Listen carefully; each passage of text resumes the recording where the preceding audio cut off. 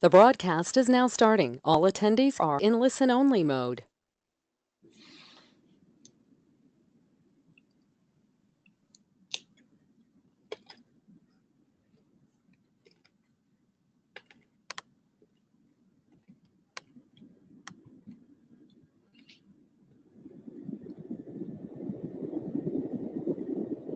Hey everybody, this is Karen. And we've started a little bit early because we wanted to remind you that we were hoping you would watch a video before today's presentation. And so if you haven't had a chance to do that yet, if you could go back to the email and watch that now while we're waiting for everybody else to join, then that would be great. We're going to have you vote on sort of the content that's in there a little bit later, and I want to make sure as many people have actually seen it as possible.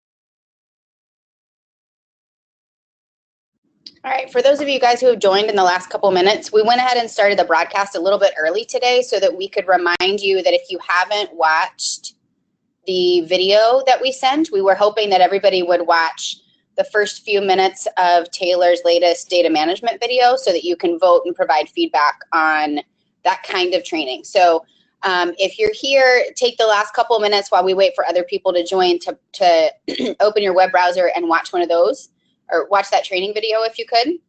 And then we'll give another minute or two for you guys to do that and to see if other people join.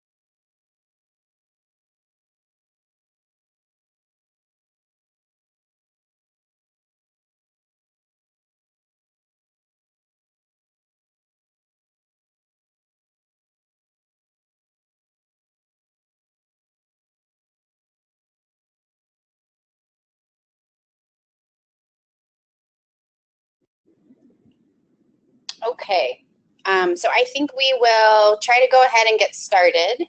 Hopefully, if you hadn't had a chance to watch the video on recoding before you signed on, you've had the chance to do that now. We're going to try to cover a lot of content today, and so thanks for those of you who have tuned in. It looks like we're a small group today, but hopefully some others will sign on in the next couple of minutes. I am going to start, as we usually do, with the roadmap. So we have a couple of different goals for today. One is to share the most commonly used items or topics, or just particularly interesting items from the partner surveys that were submitted to us. And Taylor's going to lead that discussion in just a couple of minutes. We also want to share some project updates and make sure that everybody knows what we're thinking about in the leadership team. We're still really in the process of thinking through the advice from our advisory board meeting, and then also the feedback that you guys have shared recently. We will get feedback from you as part of this webinar, so we're going to use the polling function a fair bit toward the end of the call today to get feedback from you guys on some more specific next steps. All right. I have a few shout outs. They're going to be a little bit generic this time. So tomorrow is our next deadline for mini grants, and we know that we have at least a couple mini grants coming in. And so for those of you who have rallied the troops around those and are thinking about putting in an idea yourself, I just want to thank you for putting in the extra effort to go through that process and to think critically about what you need as a festival from your evaluation and how that might contribute to the community. I also want to give a shout out to one of my colleagues who I don't know that any of you have met, but her name is Jane Robertson-Avia, and we're going to show some new analysis today, and Jane was responsible for making that analysis happen. So I want to say thank you to Jane. Then I also want to thank all of you who helped contribute data in the last couple of years to one of these two scales. So these are the scales that I presented on at IPSEC in my sort of flash talk. Both of these scales have now been published. The self-efficacy manuscript came out, well, that article came out about a month ago in the International Journal of Science Education, Part B. The outcome expectation scale was formerly called motivation, but we realized that's not what we were really measuring.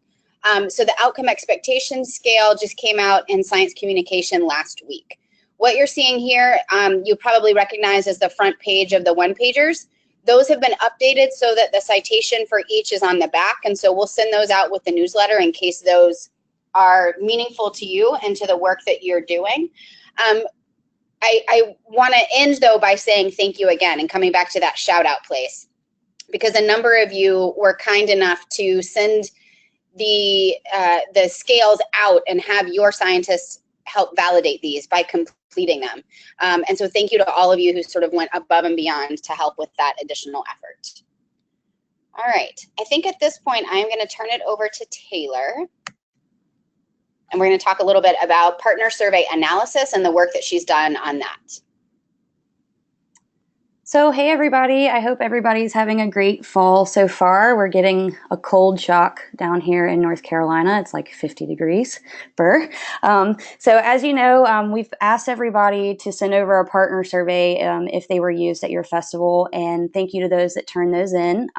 So for this webinar, I've coded and compiled several common themes used in our partner surveys, and we had 6 turned in, and I included some variations that stuck out to me.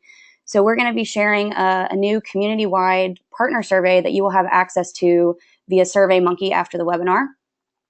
And Karen also worked on a AAAS analysis to document methods and items being used to evaluate public science events. And the analysis included 13 codes, and several of them really applied to our partner survey analysis. So I'm going to be using some AAAS codes and definitions along the way. So we'll jump in with our first theme.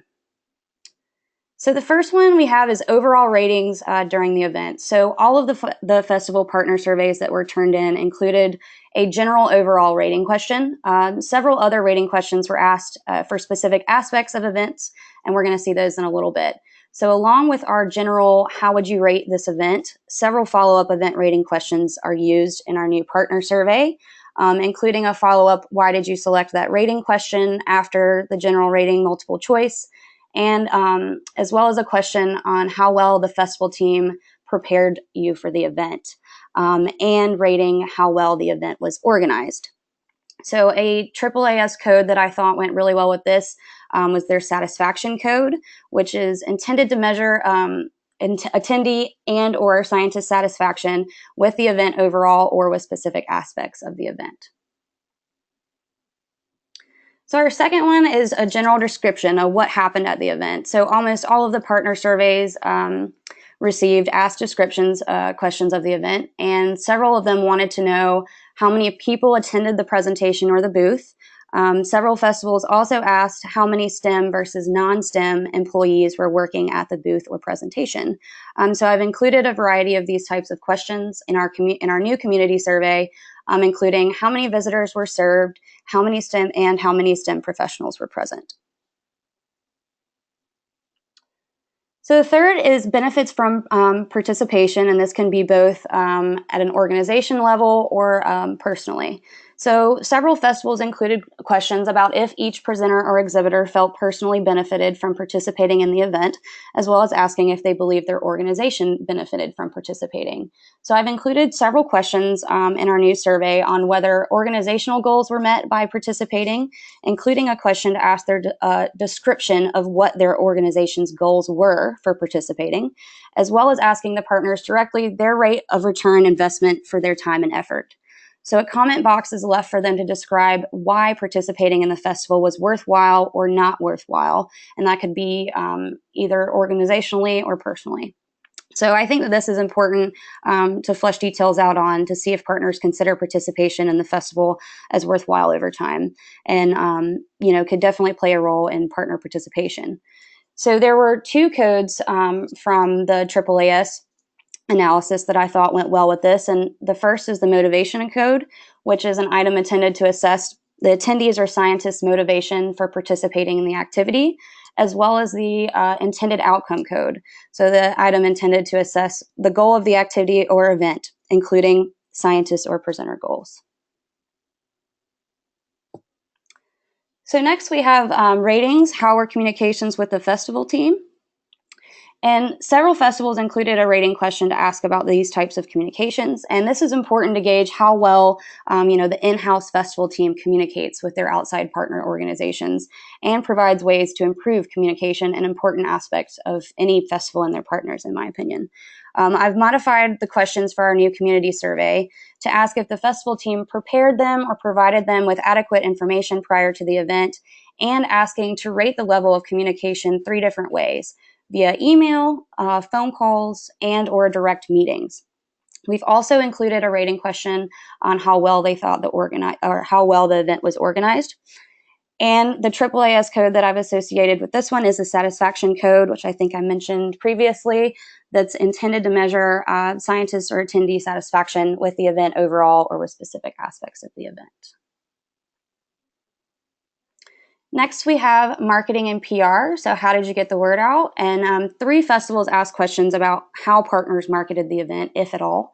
So 3 festivals also included questions on how partners discovered the event. And then we had 1 festival that included a follow-up question, dig a little bit deeper to asking if the partners felt that they had correct materials in order to market their event. So I've got it down to 2 questions in our community partner survey, and one simply asks if they marketed their event, and another asks if they needed specific materials to market more efficiently. So it's important to me to know, how well, if at all, your partners are marketing event, as this could play a role in, getting the word out about your events and possibly increasing attendance. So next we've got ratings, what resources were provided. So several festivals included more specific rating questions, and this specific question asked the partners to rate the amount and quality of resources received from the festival teams both prior to the event and during the event. So this is important to ensure that your partners, have what they need to put on a successful event. And so in our community survey, we include the marketing question I just mentioned on materials for marketing, but we also include an open-ended question that asks if there is any resources the festival team can offer to improve the exhibit experience. And again, I associated the AAAS satisfaction code and to see the scientist satisfaction with specific aspects of the event with this one. So this is one of my favorite ones. This is, did you build connections during the event? So only one festival asked this, but I thought it was really important. And it asked partners to answer whether as a result of participating in the festival, did they make connections with others that have resulted in a variety of different things. So one of the answers is new partnerships, new professional collaborations, new funding opportunities, or even creating new events for that year's festival. So this can be a question that can be gauged, can be used to gauge if perceived benefits from participating are equating to these tangible outcomes, and if more partners are gaining new opportunities and connections from participating in your festival, they're probably going to be more likely to keep participating and to encourage others to do the same. So our last common theme is this idea of this final feedback, participating again. So all of the festival partner surveys asked a set of final feedback questions. Most of them ask how likely the partner is to participate in another event. And some even ask whether they would be interested in being part of a planning committee for the future, or whether they would be interested in funding or hosting an event in the future. So this is important to ask if you're looking to build, your partner or sponsor base, which I think we all are. And we've included 4 questions on the new partner survey, the common survey for final feedback. So we ask first if the partner feels their exhibit or activity was effective and why. And I thought that this was important because it can allow them to expand on the level of engagement among attendees who visited their booth or exhibit. And the second question asks if their organization is likely to participate. The third asks if they will recommend colleagues to participate. And the final feedback question is an open-ended, just final feedback for the festival team. And I think that those are always important to include at the end of the survey, just to leave the arena wide open for them, letting them provide other feedback that might not have been touched on specifically during the survey. So this is what, these are a couple of screenshots from our new community partner survey on SurveyMonkey. And this is not going to be what it looks like while you're taking the survey. These screenshots were taken during edit mode because they came out the best looking. But you can see that there's a combination of open-ended questions, rating questions, multiple choice, and you see on the left-hand side, how well the festival team prepared you or gave you adequate information, and then describing the level of the communication.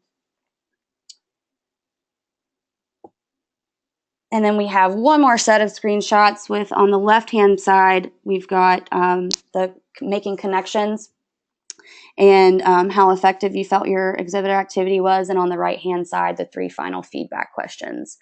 And we did include language directly from the partner surveys that we received. So if you do notice that we're using one of the questions from your festival survey and you don't want us to use it, just let me know and we can take it right out or change the wording or whatever you'd like to do.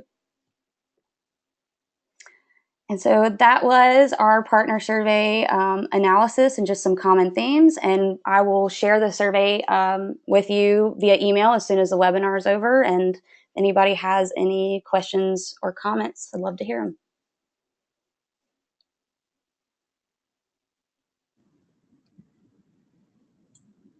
So if you have any questions, feel free to raise your hand or to type those in the chat.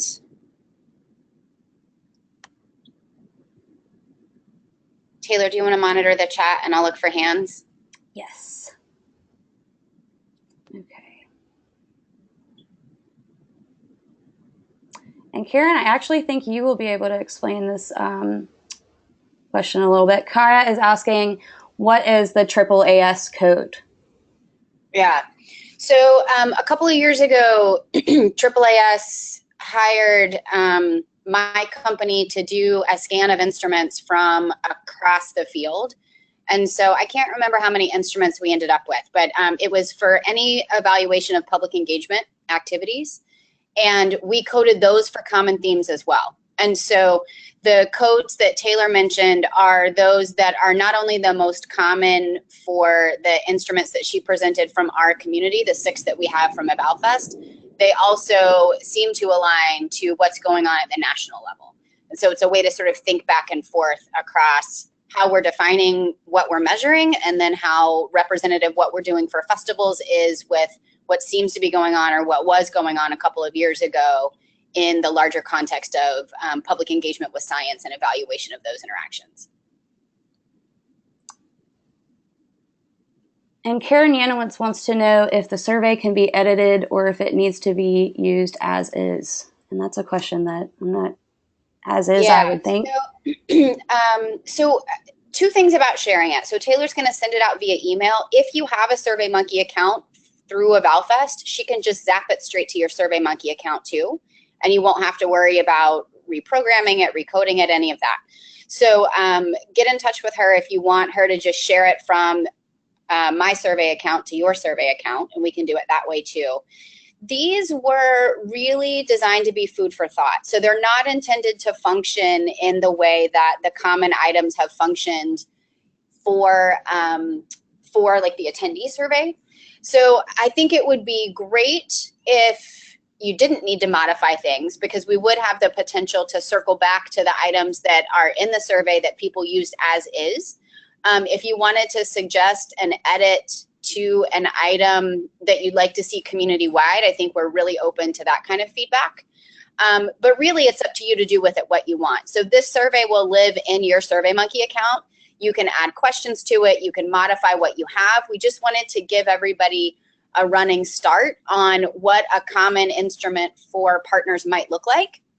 And then we can think about whether and how to try to get that data back from you at a later time. But the data you collect through this will not be in a common database. They'll live in your SurveyMonkey account once we share the survey from one account to another.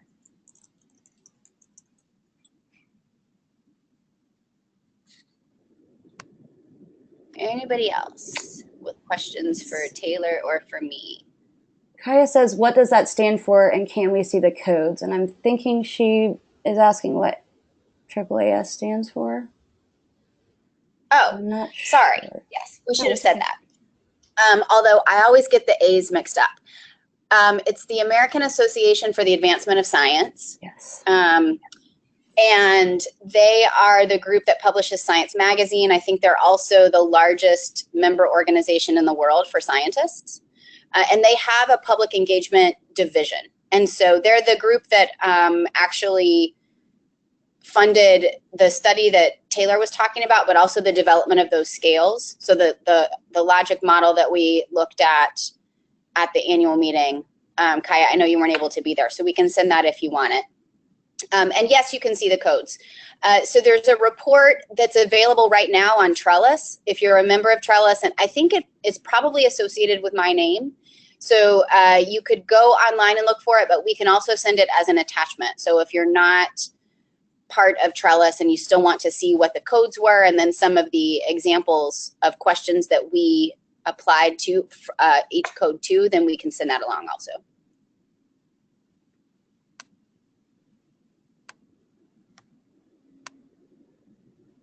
All right. Okay. So let's move on. Okay. So last month when we met, we asked you guys to give us some feedback on, what you wanted to hear from as far as the results of the advisory board, and what you wanted to hear from as far as the research results. And the feedback that we got from that was sort of mixed. And so what we've decided to do is just tell you things on sort of a need-to-know basis.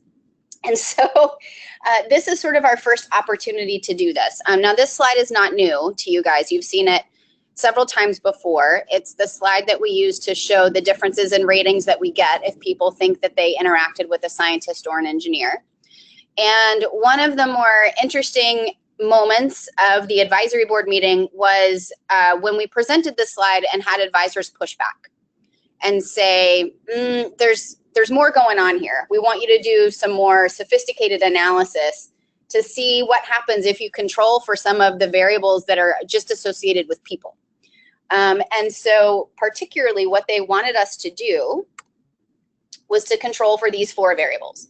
We had done a little bit of work in this direction already, but they wanted some more sophisticated statistical models to be used, and they wanted us to include income and education, which we hadn't done. The income piece, some of you might be wondering how in the world we got that. As if you'll remember, we actually don't ask income. Nobody across the community asks an income question on their attendee survey. This is one of those instances, though, where the zip code data became invaluable. So you can use zip codes in a national database to identify the median income for a zip code. And so you can use zip code to generate income level data. It's obviously a generalization for everybody in that one zip code, but it's better than not having it at all. And then we limited the analysis that we've done, the new analysis, to festivals that ask about education level, so that we can include that in the analysis as well. So what we're trying to do, what we're sort of working up toward, are 2 different stories. One has to do with those 4 different variables that we just looked at, and whether there are different perceptions in how people from those different categories report interacting with a scientist. So we limited the data for this analysis to only data from expos, and that's important because we can assume that everybody should have said, yes, I interacted with a scientist. That's not necessarily true for some other festival events, but it should be true for expos. So we should see 100% of people saying, yes, I interacted with somebody who works with science or engineering if they've been to an expo. If you want to push back on that, then please do. So that was our assumption, though, going in. And then we wanted to know, all right, well, do men versus women, do people who are from underrepresented minority groups in STEM versus not, have different levels of perceptions of whether they've had this encounter at the expo event? And then, regardless of whether there are or are not differences, do we see different ratings based on perceptions? And so we've done a little bit of an analysis in this direction. For the perceptions data, if you are somebody on the line who knows and loves statistics, we ran a series of logistic regressions to answer this question. And what we're looking for are people who said, yes, I've interacted with somebody who works with science or engineering in the past year. And then here's what you see. So the check marks here indicate that there are different levels of saying, yes, I interacted with somebody who works with science or engineering in the past year, based on both income level and education level. And as you might guess, as income goes up and as education goes up, people are more likely to say that they have interacted with a STEM professional in the last year. And this is part of what the advisory board wanted us to control for, that these are different people, and some of these characteristics, some of these demographic characteristics might also predict other activity, not only in the past year, but at the festival. And a couple of those came through as well.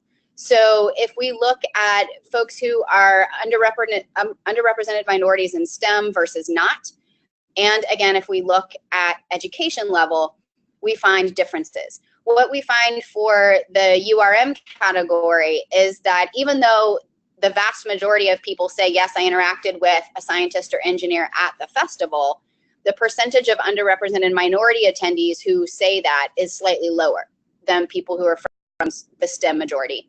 And then the education result is the same from before. So the higher the education level, the more likely people are to say that they interacted with somebody who works with science or engineering at the festival itself. So that's one analysis. And it's kind of interesting to think about if you have goals that are particularly related to broadening participation or broadening awareness, whether there's a meaningful recommendation here or not. I haven't really wrapped my head around it fully, to be honest, but I think it may be something to think about and talk through. The perception of who you're interacting with, and trying to take some extra steps to make sure that people understand that they're interacting with scientists and sort of appreciate that they're interacting with scientists. Then this is a very busy slide, because what we did here was look at whether perceptions impact results. And as our advisors expected, this story becomes very much more complicated when you add in all of these extra variables. And so we don't have a clear story here. If you are somebody who knows and loves statistics, we ran these as hierarchical linear models. If you are somebody who doesn't want to have to think about statistics, then just ignore that. And you might want to ignore this whole screen for now, because these results are things that we're still unpacking. So instead of this overall pattern of results, now we see that in some cases, women provide different ratings than men, and that those ratings are different based on if they do or do not think they interacted with a scientist or an engineer. So, one way to possibly interpret that is that when it comes to feeling inspired, women feel more inspired if they have interacted with a scientist or an engineer, whereas men do not, or that doesn't seem to be related to their ratings. Again, we have to unpack these a little bit more to know what's truly going on, but there's a lot to chew on here. And so I thought I would give you some possible headlines up front. Underrepresented minority ratings are higher across the board for everything that we've looked at compared to those ratings from people who are not from underrepresented minority groups in STEM.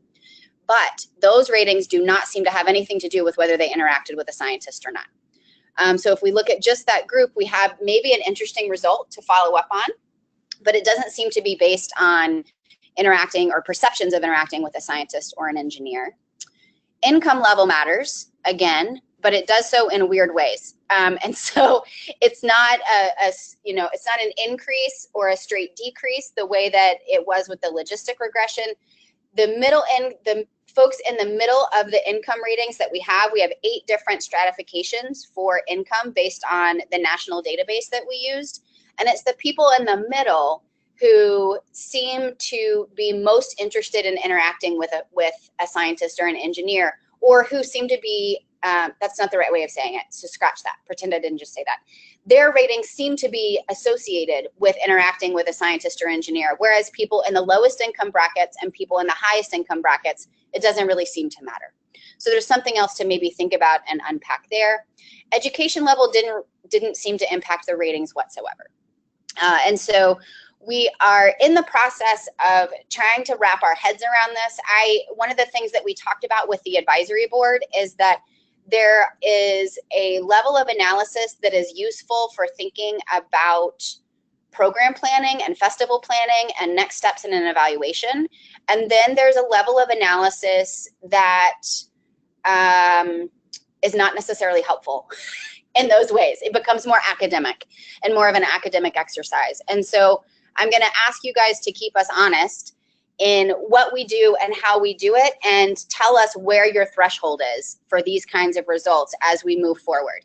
I do think when it comes to the publications that Catherine and Todd are hoping to get done by the end of the year, this kind of analysis is going to position us in a much stronger place for the literature, but it may not give you guys much work to think about and work with as you're making on-the-ground decisions for your festival. So again, keep us honest when it comes to that kind of stuff. This is a slide you've seen before, and what we want to do with most of the rest of the time today is get some feedback from you on the videos that we've made.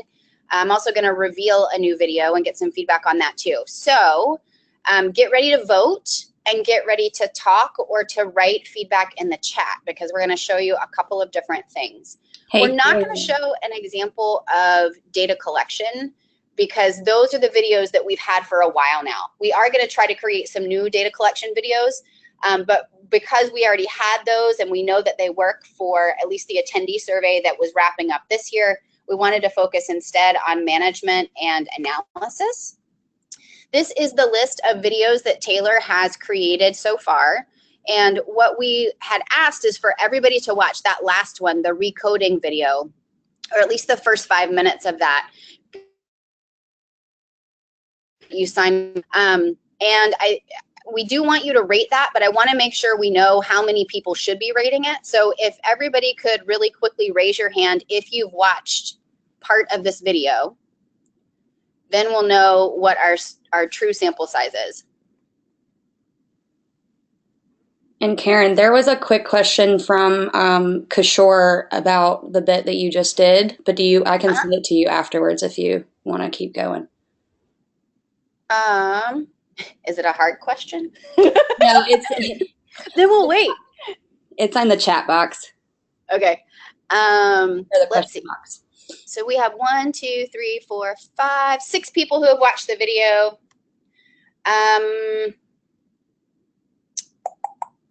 Well, let's see what we get from those 6. And then you guys can think about if you agree or disagree. So one of the things that we really need to start doing as a leadership team is prioritizing how we spend our time. And we want to do that in a way that's going to be most meaningful to you, the community. And so we want to know, for those of you who have watched this video or any of the others also work if you've had a chance to look at those, do you think we should spend more time making these? And we've picked ratings that we hope will help stratify. So we want you to be really honest about what we should be doing, because we are eventually going to run out of time and money. And so we have to start making some priority decisions about that kind of stuff. Taylor, I'm going to wait to hear from you about whether there are, when it makes sense for the polling to be done.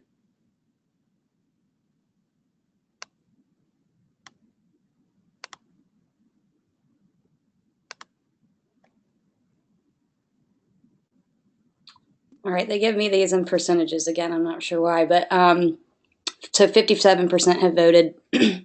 38% say yes, please, I need these. 25% sure. 38% maybe, and 0% no. Waste of time. Oh, nice. Okay, awesome. I am going to circle back to Kishore's question.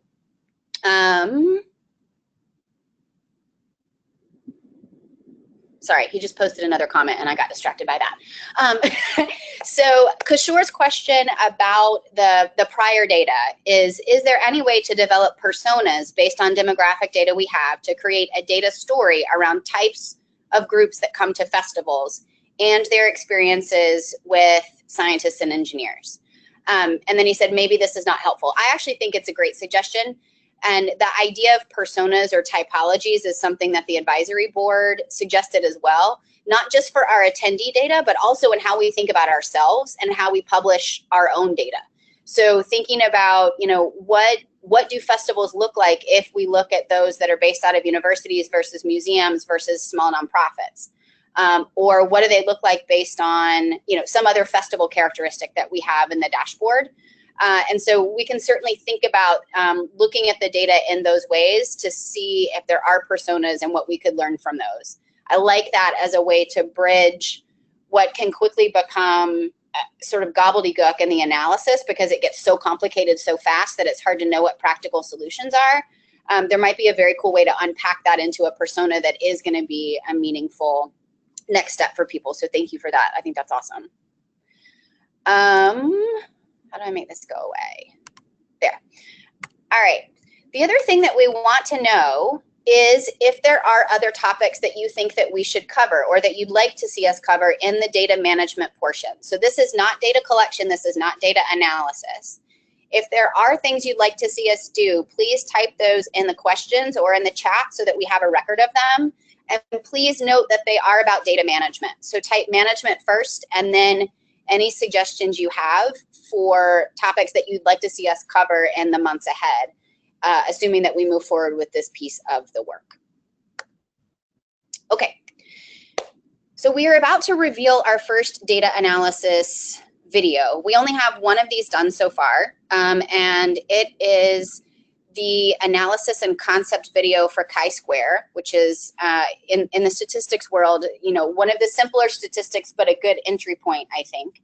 The goal for these, you guys might remember, is to have a concept video that explains what the analysis is and a little bit about when to use it, and then a how-to in Excel and SPSS, and we've also just added a how-to in R.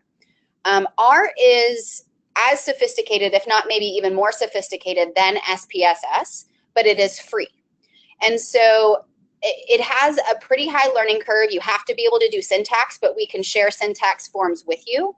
So for people who don't want to be stuck with the limitations of Excel, but can't afford SPSS, then R might be an option for you, but it will take a little bit of work.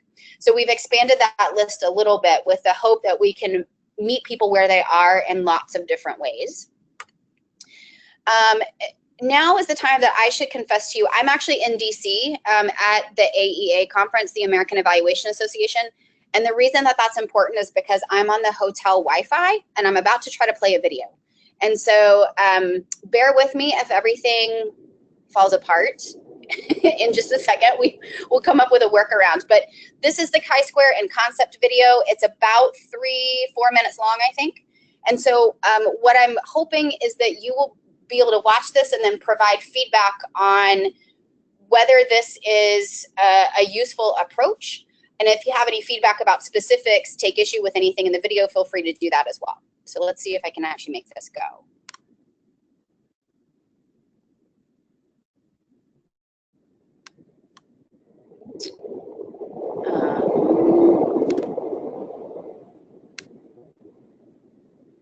Oh, darn it.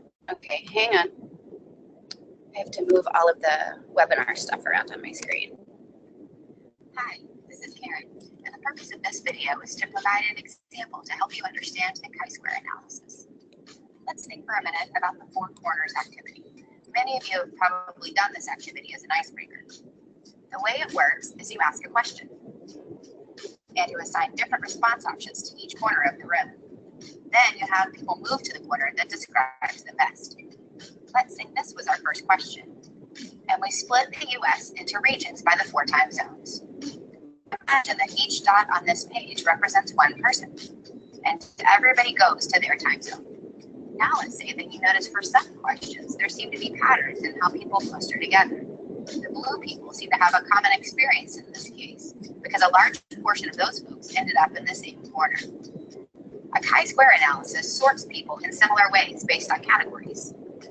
The analysis assumes that people will be randomly distributed, so that there are no additional color patterns in how people are sorted. If you get a statistically significant result, that means the patterns are not random, and there's clustering in your data. Boo. The easiest way to think about this analysis is with a 2x2 grid, though you can do the analysis with a larger matrix as well. Let's say that we have data from 40 kids, 20 girls and 20 boys who attended an event together, and we want to know if girls or boys are more likely to want to come back for another event soon. Let's say our data look like this. We have 10 girls who said they would want to come back soon, and 10 who said they wouldn't, and the exact same number of boys in each category. If you ran this analysis as a chi-square, it would look at the portion of girls and the portion of boys who ended up in each cell of the matrix. It would then compare the portion of Wait for it. There we go. in each cell to see if the patterns were similar or different. In this case, the patterns are identical, and so we wouldn't expect a significant chi-square. Let's assume that our event was a really fun.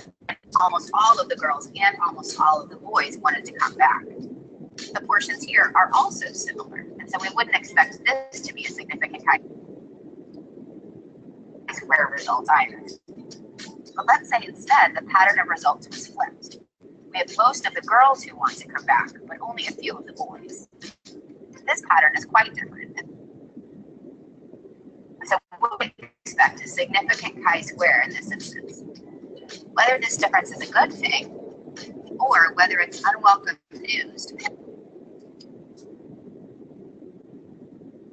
on the goals of the event itself. The chi-square just tells you if the pattern in your data is random or not. It's up to you to interpret the results based on the goals of your event and your rationale for doing the analysis in the first place. If you have categories in your data, like groups of people or yes/no ratings, and you have program goals or targets that lead you to think that there might be differences based on those categories, then this analysis might be the one for you. We hope this video provided you with a basic understanding of how chi-square analyses work. You can watch our other tutorials to learn how to conduct a chi-square analysis. Excel, SPSS, and R. For now, this is Karen signing off. Thanks for watching and good luck. All right. So it turns out it's like 4 minutes when it takes forever for each page to load. All right. So let's go back. Where do I want to be? Sorry. Let me zoom back down here. While I'm finding where I'm supposed to be in my PowerPoint, if you have any general feedback about the video, feel free to type that into the question box or in the chat. But we want to ask the same pair of questions for data analysis and for these kinds of videos as we asked for the earlier videos on data management. So should we spend time making these videos? Right now, the videos for the how-tos have not been made yet. The current idea is that we will start with the most basic analyses that we feel are appropriate for some of the EvalFest data that we all have, and we'll work through those different techniques so that there's a conceptual video and then the how-to videos for each of those 3 different programs for each. And so again, we're trying to think about, is that worth the time and effort? Is that going to be meaningful? And then a related question to that is whether the kind of explanation that was provided in the video you just saw is going to be helpful to you, or if you need more information or less information. So there's a lot wrapped up in this question. Why don't we start with the poll results when Taylor thinks that they're ready to be shared, and then we can maybe open the lines for comment and feedback and have you guys type some stuff in the chat if we run out of time for that. Okay. So Taylor, I'm going to wait for you. Oh, perfect. Thank you. So we've got 42% yes, please, I need these. 50% sure, why not? 8% maybe not a priority, and 0% no, wasted time, and we had 80% voted. Okay. Awesome. Thank you, guys. Just like with the other one, I would love to know. So right now we started with chi-square that you just saw. We'll do correlation. We'll do paired samples t-test, independent samples t-test. If you have things that you want to see other than those topics, then please type those in the chat. And so I'd be interested, and please type analysis before it so we know what you're asking for. And while that's happening, if anybody's doing it, why don't we sort of open the floor for a second to see if anybody does have feedback about the videos that they'd like to share. And you can either raise your hand or type that in the chat as well. And Taylor will monitor the chat. We've got 2 feedback one from Cynthia and one from Phyllis. So Cynthia said the analogy was nice. It helped to understand for those of us who are not as statistically savvy. And Phyllis said, I love the video. It's quite accessible. I wanted one more step at the end to help me understand what the results of the test look like and what equals significance. Okay. Phyllis, do you think you want that in the concept video, or is that more appropriate to hold for each analysis so that you see it in the exact program that you would be using? And I can unmute you if you just want to talk. Hi, Phyllis. Hi, can you hear me? Yep. Okay, good. My question, I think it could go either way, but I know that so the programs, it's going to have a specific output, but I know that also just in the lexicon of research, there's always the, P and 0.05, and I always say, yes, I know what that's about, and I have no idea. Okay. Okay, that's actually awesome. Okay, I love that. All right, so we should talk about statistical significance at some point, and maybe that should be one of the intro level concept videos because it'll apply to everything that comes after. Yeah, that'd be great. That's great. Thank you. All right, anybody else with, it looks like Roxanne has her hand raised. Roxanne, you're unmuted if you have a question or a comment.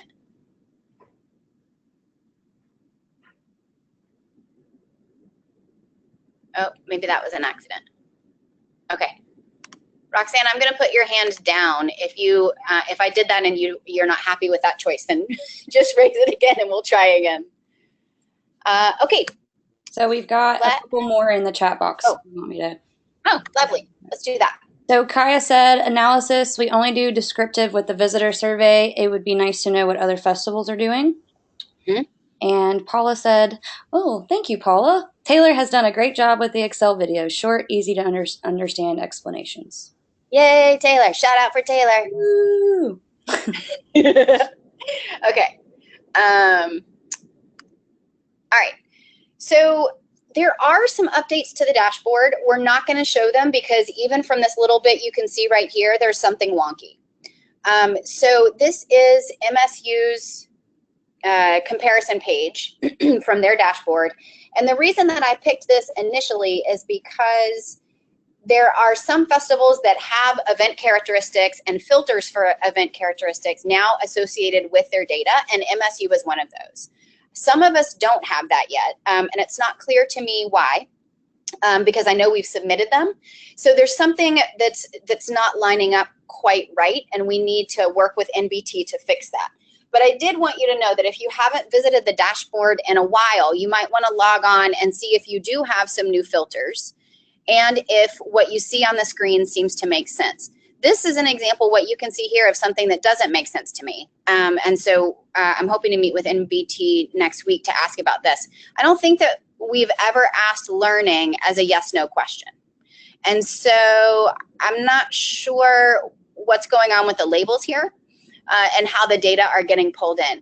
So there are some things to still think about and work through with the dashboard, but some of the event characteristic filters are there. And so if you wanted to take a peek and play around with some things, you have the option to do that. We're also interested in how useful, how often people are using the dashboard overall. And so other than when we've asked you to look at it for webinars, we're wondering how often you guys have used the dashboard in the past year. And so there's another poll that has just come up. If you could quickly answer that. And then we'll have an open-ended for you to sort of type after as well.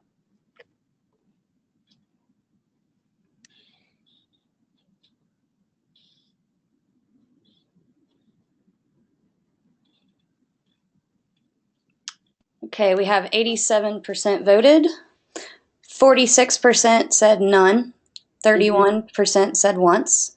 15% 2 to 3 times, and 8% 4 times or more. Okay. So then we want to know how. So for the 55% or whatever it was of you out there who have used it in the last year, please type in the question field just what you've done with the dashboard, so that we have a sense of what people are going to it for and what they're finding or what they're hoping to find when they get there. While you guys do that, I'm going to ask you to weigh in and help us prioritize these two different options that we have just looked at across the last several minutes. So if we think about the time and money are going to run short, because they always do, would you rather see EvalFest focus on making more training videos or focus on the dashboard? If you had to pick one or the other, or you could just say neither. I don't really think we should be spending effort there. So think through, if you only got one of these things, or if you'd rather have something else entirely than either of these things, what your answer would be to the poll question that's up right now.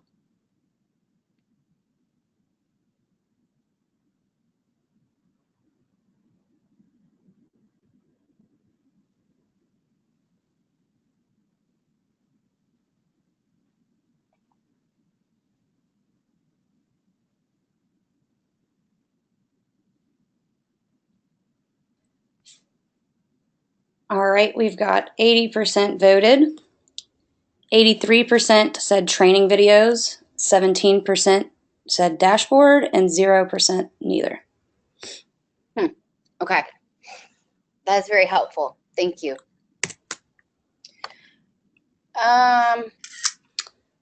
And we've got a response from Kishore about the dashboard. He said, I used it for a quick analysis of an expo mid-festival, so sponsors and organizers received some immediate analysis even before the festival was over. Oh, cool.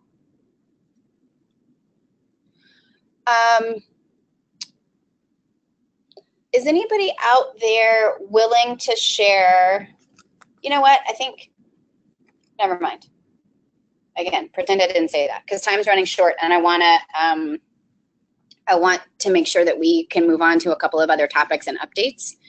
But I would be interested in why people picked what they picked. So if you picked the videos and you are willing to share why, then in the questions type video and your reason for choosing videos over dashboard.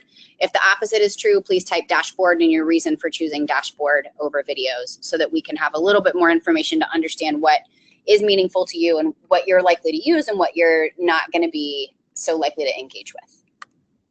Okay. Data collection in 2018. We are sneaking up on a plan. It's the best way that I can describe it so far. What we're trying to do, and this is part of my mission at AEA this week, is come up with a structure to bring some constraints to all of the wide world of data that we could collect in the 2 years that we've got left. What we do feel comfortable sharing with you as far as what will happen in 2018 is that the attendee survey will be optional. So if you are a spring festival in particular and you're starting to make your plans for evaluation team and what you might have those folks doing out in the field, know that you can opt out of the attendee survey or you can opt in, and we will support that choice either way. Our plan right now is to provide a short menu of other evaluation options that you can choose from.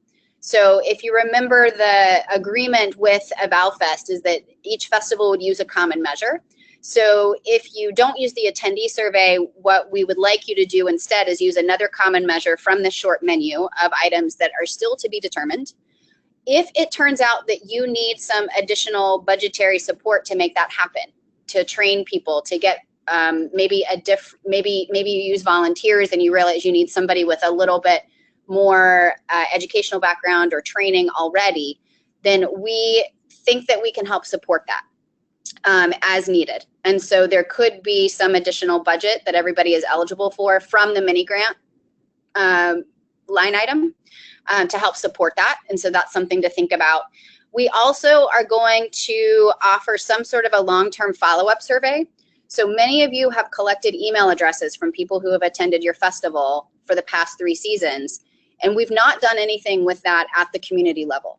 So if you are interested in being part of a long-term follow-up study that is led by the PI team, and if you have email addresses from people who have attended your festival in years 1 through 3 of the project, there will be an option to do some sort of a follow-up survey. And again, the topics of that we still need to sort of narrow down in and focus on, but that would be a common measure that would be used as the long-term follow-up across the different festivals that are interested in doing it. So those are our current ideas about data collection in 2018 for your festivals. We also do data collection from you guys at about this time every year. And so I wanted to give some updates on our plans for that.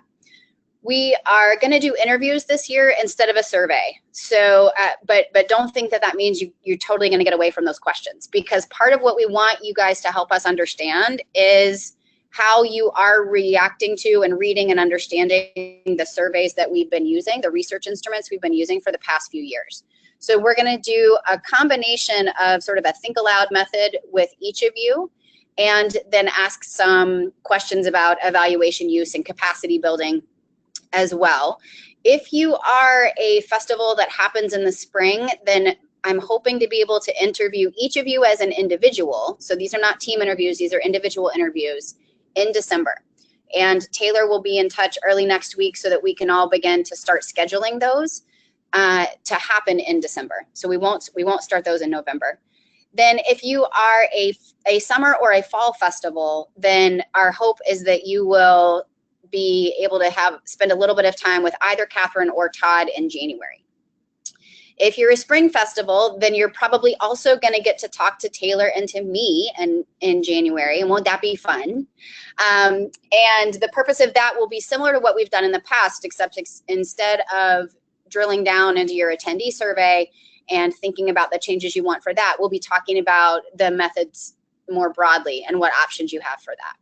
So those are our plans for interviews and time that we're hoping that you will be willing to commit to us on the phone and what the schedule for that piece looks like.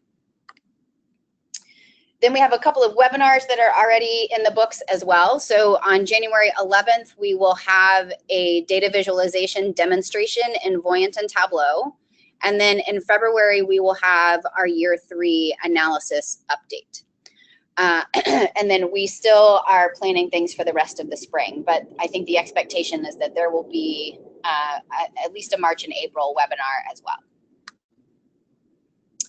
And that is all I have for today. We do have a couple of additional minutes, and so if anybody has questions about anything you've seen today, something you were hoping to hear us talk about that we haven't covered yet, feel free to raise your hand or write that in the chat, and we'll do our best to answer your questions. So Larry just asked a question, said, when you say individual, do you mean festival director and evaluator separately or together? For the individual interviews, I mean separate. And the reason for that is because we ask evaluators different questions in the research instruments than we ask directors. And we think it's going to be most efficient for you guys to be interviewed separately, since you'll go through that. You'll go through the same process, but for different sets of questions. So the interviews that I do in December and that Catherine and Todd do in January will be individual. And then the conversations that Taylor and I have with folks that are spring festivals in January will be team level. So they'll be on the festival level basis like we've done in years past. Anybody else have a question or comment? Let me look to see if there are hands. No.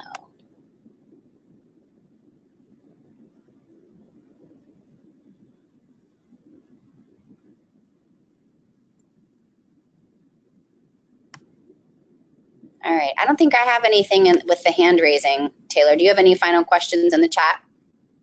Nope, not over here. Okay, well, let's wrap up then. Thanks to everybody for tuning in. Thank you for all of the feedback that you've provided. We will continue to process all of that and think about what we're all going to do together and how to move the community forward in the 2 years that we've got left. And look for emails from Taylor to start scheduling your interviews. And we will talk to you again then. Thanks so much, everybody.